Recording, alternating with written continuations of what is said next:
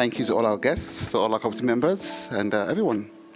Today is a bit of an informal event, it's not too stuffy.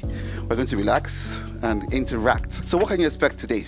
To our guests, you'll meet a select group of people who are keen to know more about you and to, not convince, to interest you in doing business in Nigeria and give you the pros and cons practically.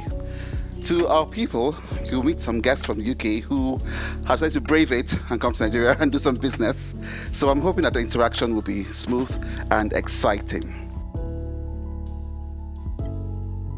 One question you're going to think about is, why Nigeria?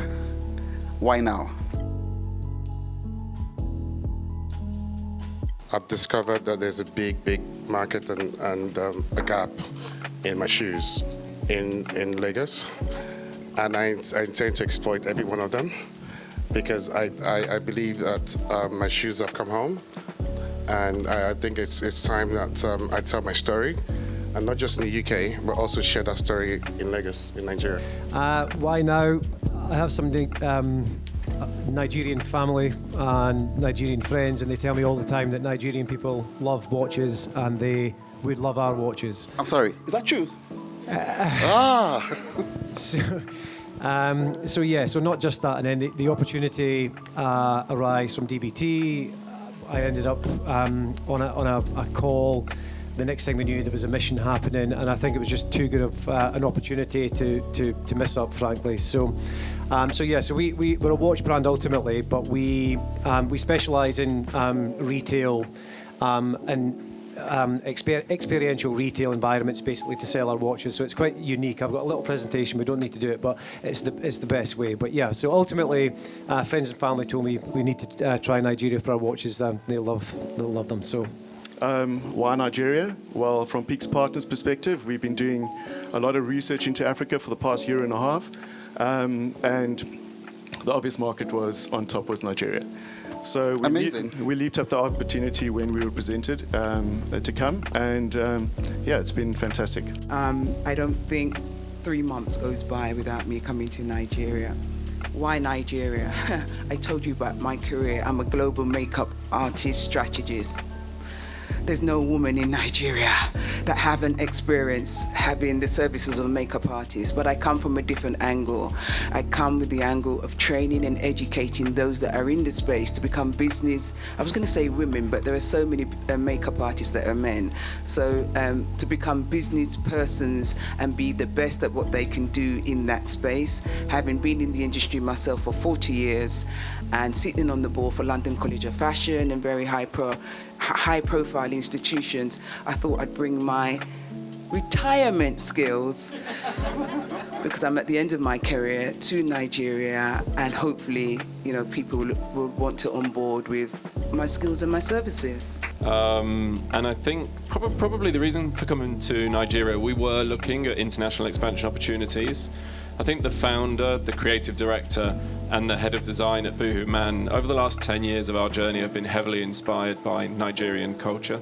I think you'll see from some of the talent that we've worked with, some of the shoots that we've done, and some of the styling, you can see those themes of Nigerian culture coming through in our brands. So when we were looking at international expansion, this was obviously the choice of the first place we wanted to come to and look at opportunities. So thank you for having us here. Hopefully we'll get to show you some products at the back at some point. We're in China, we are in Zalando in Europe, Italy and Germany, and we're about to go into the Middle East.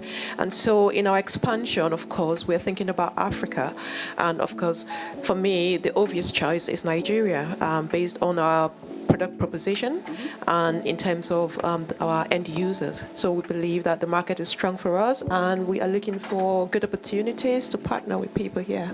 Why Nigeria and why now?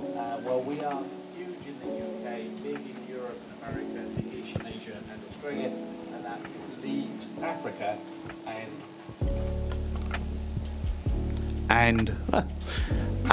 so it left Africa, and where would you start in Africa but the country that clearly has the most beautiful women who spend all their time, and men, but mostly women, who spend all their time looking passionately beautiful through the makeup skills and indeed the nail technology skills here in Nigeria.